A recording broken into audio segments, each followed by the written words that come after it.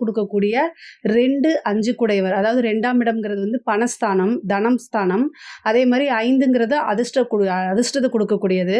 இது வந்து புதன் வந்து ஆட்சி உச்சம் பெற்றிருக்காரு. எங்க அப்டின்னா 5ஆம் இடத்துல. 5ஆம் இடம் அப்டிங்கிறது பூரண லக்ஷ்மி ஸ்தானம் அப்டின்னு சொல்லுவோம்.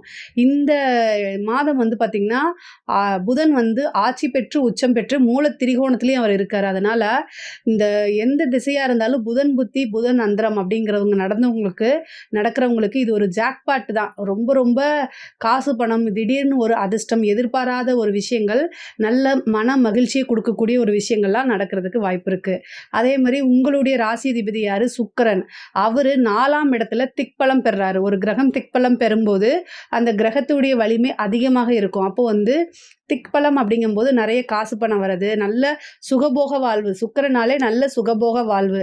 அது எங்க மேடம் இருக்கு? நான் மாடு மாரி கஷ்டப்பட்டுட்டு இருக்கேன்னு நீங்க நெனைக்காதீங்க. சுக்கிரன் வந்து 4ஆம் இடத்துல இருக்கிறது திக்பலம் ஆகுறாரு. அது வந்து ரொம்ப ரொம்ப நல்லது.